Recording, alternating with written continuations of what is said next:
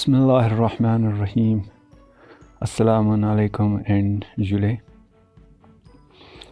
तो चलिए आज का टॉपिक स्टार्ट करते हैं। तो आज के लेक्चर में हम पढ़ेंगे इंडेफिनिट इंटीग्रल्स और डेफिनिट इंटीग्रल्स के बारे में। ठीक है, तो सबसे पहले इंडेफिनिट इंटीग्रल्स कर लेते हैं। देखिए, इंटीग्रेशन पढ़ाते समय मैंने आपसे कहा था कि इंटीग्रेशन क्या होता है, इन्वर्स प्रोसेस ऑफ डिफरेंशिएशन। ठीक है, तो जब हम डेरिवेटिव का इंटीग्रेशन करेंगे तो हमारा फंक्शन क्या आ जाएगा, वापस आ जाएगा। ठीक है, तो अब हम देखेंगे कि integration of x raise power n क्या आता है। ठीक है, तो सबसे पहले हमें इसका डिफरेंशिएशन पता होना चाहिए। अब एक्स रेज पावर एन का डिफरेंशिएशन क्या आता था, एक्स रेज पावर एन का डिफरेंशिएशन आ जाता था n x n minus one. ठीक है, n x n minus one. हम पहले क्या करते हैं, पहले हम पावर से इसको एन को मल्टीप्लाई कर देते हैं, पावर से एक्स को मल्टीप्लाई कर देते हैं, फिर पावर में से वन को माइनस कर रहा है। ठीक है, अब हमें जो है इसका इंटीग्रेशन नहीं लेना है। ठीक है, हमें एक्स रेज पावर एन का इंटीग्रेशन करना है। ठीक है, तो हम मान लेते हैं कि ये एक्स रेज पावर एन भी, थोड़ी देर के लिए मान लेते हैं कि ये एक्स रेज पावर एन भी कुछ इस तरह का डेरिवेटिव है, किसी फंक्शन को डिफरेंशिएट करने पे ये आया हुआ है, एक्स रेज पावर एन आया हुआ है। ठीक है, तो अगर ये x raise power n differentiate करने के बाद आया होगा तो इसके पावर में से क्या हुआ होगा, वन माइनस हो चुका होगा। ठीक है, तो हम इसको क्या करते हैं, हम इसको वन से प्लस कर देंगे। अब हम उल्टा कर रहे हैं तो हम क्या कर रहे हैं, वन माइनस हो चुका होगा तो इसमें से हम वन प्लस कर रहा है। ठीक है, अब पहली चीज़ हमने क्या की थी, पावर से मल्टीप्लाई किया था, तो हम अभी ये मल्टीप्लिकेशन हटाने के लिए हम पावर से क्या करेंगे, इस चीज़ को डिवाइड करेंगे। ठीक है, तो अब लेकिन हमारा पावर जो है यहाँ पे चेंज हो चुका है, n प्लस वन है। ठीक है, तो हम उसको पावर से ही डिवाइड करेंगे, n प्लस वन से।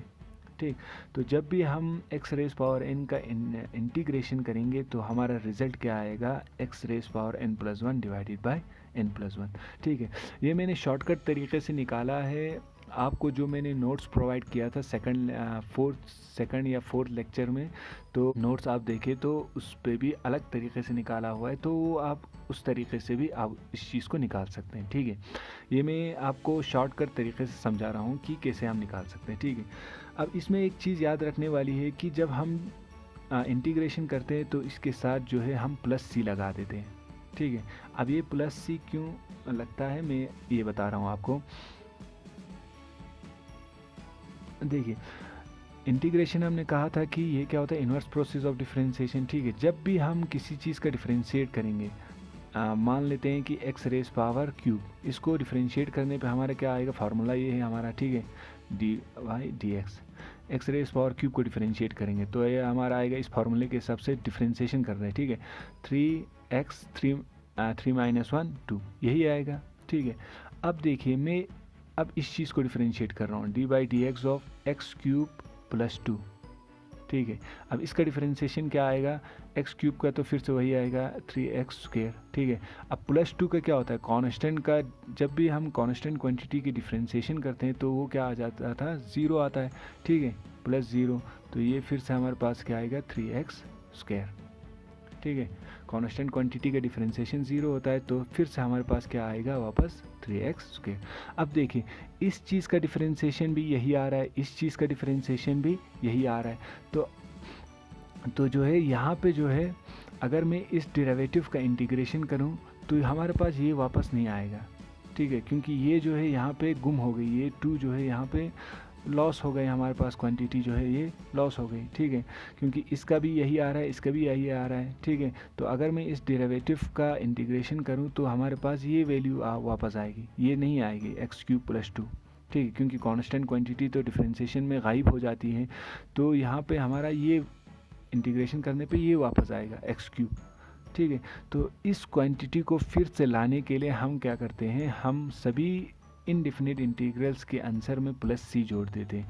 अब ये प्लस सी वो कांस्टेंट क्वांटिटी है जो डिफरेंशिएशन के दौरान क्या हो गया था, ज़ीरो हो गया था। ठीक है, अब लेकिन हमें इसका वैल्यू हम फाइंड आउट कर सकते हैं, लेकिन यहाँ पे हम ऐसे ही प्लस सी लिख देते हैं, ये कांस्टेंट क्वांटिटी है। ठीक है, चलो एक एग्जांपल करके आपको बता देता हूँ। पहले इंटीग्रेशन ऑफ इसका मैं कर देता हूँ आपको। ठीक है, इसका मैं इंटीग्रेशन कर देता हूँ डेरिवेटिव का 3x² dx। तो आप देखिए कि कौन सा आंसर आ रहा है, ये आंसर आ रहा है कि ये वाला आंसर आ रहा है, ठीक है। इज इक्वल टू क्योंकि 3 कांस्टेंट क्वांटिटी है, ये बाहर ही रहेगी, integration of x² dx is equal to 3। अब x² अगर हम x⁻n का इंटीग्रेशन करेंगे तो हमारा फार्मूला है xn+1 xn+1 3 प्लस ये 2 है 2 + 1 डिवाइडेड बाई 2 + 1। अब ये हमारे पास आएगा 3x 2 + 1, ये हमारा हुआ x³ डिवाइडेड बाई 3। 3 और 3 हमारा कट हो गया, तो ये हमारे पास बचा x³। देखिए जब हमने इसका इंटीग्रेशन किया तो हमारे पास क्या आया आंसर, x³ आया। ये तो नहीं आया, +2 तो नहीं आया, ठीक है। तो इस 2 को लाने के लिए हम क्या कर देते हैं, +c जोड़ देते हैं आंसर में। ये वो कांस्टेंट क्वांटिटी है जो डिफरेंशिएशन के दौरान गायब हो गया था, ठीक है। तो जब भी हम इनडिफिनिट इंटीग्रल करेंगे तो उसके आंसर में हम क्या जोड़ेंगे, +c को जोड़ देंगे, ठीक। इसी तरह से हम आप देखेंगे कि साइन और कॉस का क्या आ रहा है, differentiation of sine and cos, integration of sine and cos. अब जब हम डिफरेंशिएशन पहले कर लेते हैं, डिफरेंशिएशन ऑफ साइन x क्या होता था, cos x आ जाता था, ठीक। इसी तरह से डिफरेंशिएशन ऑफ cos x क्या आ जाता था, -sin x आ जाता था, ठीक है। अब हम इंटीग्रेशन देख लेते हैं, integration of sin x dx क्या आएगा।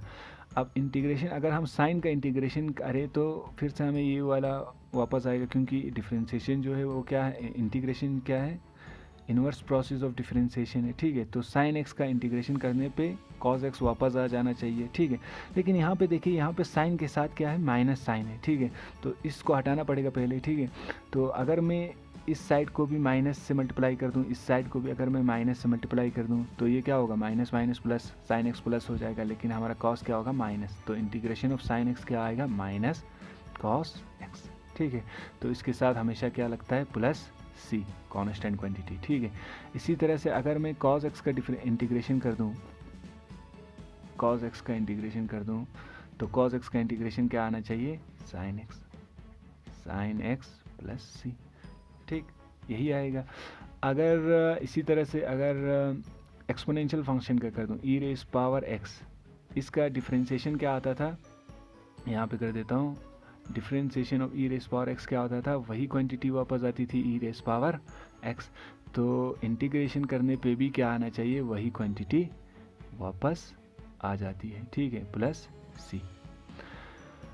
इसमें एक कॉन्सेप्ट था कि अगर यहाँ इसके साथ, इस वेरिएबल के साथ कोई कांस्टेंट हो तो क्या आ जाता था। तो यहाँ पे ये कर लेते हैं, dy/dx ऑफ e⁻, अगर ax होता था तो हमारे पास आता था a × e⁻ax। ये क्वांटिटी तो वापस आ जाती थी, उसके साथ इसका इंटरनल डिफरेंशिएशन होता था, तो ये a हमारे पास वापस आ जाता था, ठीक है। तो इस केस में अगर इस तरह से हो तो ये क्वांटिटी तो वापस आ जाएगी e⁻ax, ठीक है। उसके साथ अब ये मल्टीप्लाई में लग रहा था, ठीक है, डिफरेंशिएशन में, तो इंटीग्रेशन में ये जो है डिवाइड में चला जाएगा, ठीक है, ताकि ये कट हो जाए, ठीक है। तो इसके साथ लगेगा +c, तो इंटीग्रेशन करने पे ये चीज़ आ जाएगी, ठीक। अगर कोई भी चीज़ नहीं हो, अगर इंटीग्रेशन ऑफ dx हो, यहाँ पे कोई भी वेरिएबल ना हो, तो इस केस में हमारा आ जाएगा ये क्वांटिटी, ये किस विद रेस्पेक्ट टू कौन सी चीज़ जो है वो डिफरेंशिएट कर रहे हैं, ठीक है। विद रेस्पेक्ट टू x अगर डिफरेंशिएट कर रहे हैं तो यही वेरिएबल वापस आएगा। अगर विद रेस्पेक्ट टू, अगर हम z कर रहे हैं तो यहाँ पे z आएगा, विद रेस्पेक्ट टू t कर रहे हैं तो यहाँ पे t आएगा +c। अब ये कैसे आए, देखिए, ये मैं कहाँ पे करूँगा, ये मैं यहाँ पे करता हूँ, ठीक है। यहाँ पे इंटीग्रेशन ऑफ dx, अब यहाँ पे कुछ नहीं है तो यहाँ पे 1 है, कुछ नहीं है तो यहाँ पे 1 हो सकती है, ठीक है। तो अगर मैं इस 1 की जगह पे ये भी लिख सकता हूँ, x⁻0 भी लिख सकता हूँ, क्योंकि एनीथिंग ⁻0 इज इक्वल टू किसके बराबर होता है, 1 के बराबर होता है। तो इसी चीज़ को मैं ऐसे लिख सकता हूँ, x⁻0 dx, कुछ फ़र्क नहीं पड़ेगा, ठीक है। तो फार्मूला अगर मैं लगाऊँ n+1 डिवाइडेड बाई n+1, तो ये होगा 0+1 डिवाइडेड बाई 0+1, तो ये हमारा बनेगा x⁻0 +1 1 डिवाइडेड बाई 1, तो ये हमारा बना x, ठीक है। तो इस तरह से इंटीग्रेशन ऑफ dx अगर हो तो ये वेरिएबल जो है विद रेस्पेक्ट टू कौन सा वेरिएबल इंटीग्रेट हो रहा है, यही वेरिएबल हमारे पास वापस आ जाएगी, ठीक है। तो ये हुआ कुछ चीज़ें इनडिफिनिट इंटीग्रल्स के बारे में। ठीक है, अब हम डिफिनिट इंटीग्रल के बारे में थोड़ा बहुत जान लेते हैं।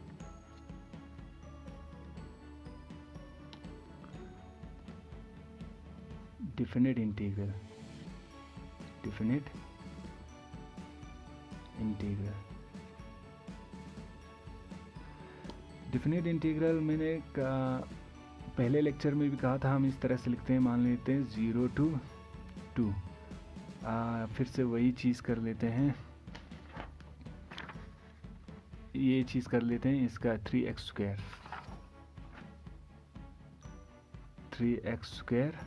dx।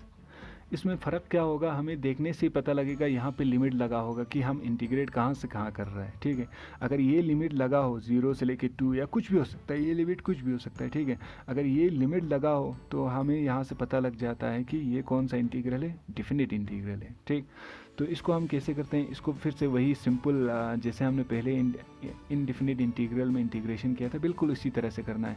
तो ये हमारे पास बनेगी 3, बाहर आ जाएगी 0 to 2x² dx। तो ये हमारे पास आएगा 3x² का इंटीग्रेशन करने पे आएगा xn+1, n की जगह पे 2 है, 2+1 डिवाइडेड बाई 2+1। तो इस केस में हमारा बनेगा, और यहाँ पे लिमिट साथ साथ इसको साथ साथ रखना है। ठीक है, 0 to 2, 3x+2+1 कितना होगा, 3 डिवाइडेड बाई 3। ठीक, तो यहाँ पे लिमिट साथ साथ रखना है, 0 to 2। अब यहाँ पे क्या करना है, इसको हम कहते हैं अपर लिमिट, इसको हम कहते हैं लोअर लिमिट।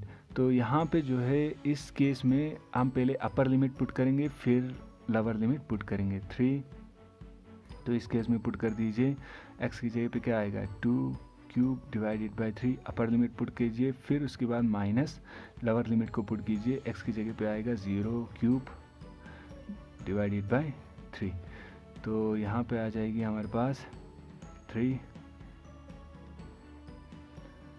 2 का क्यूब कितना होता है, 2 का क्यूब होता है, 2 का क्यूब मतलब 2 × 2 × 2, 2 2 से 4, 4 2 8, 8 डिवाइडेड बाई 3।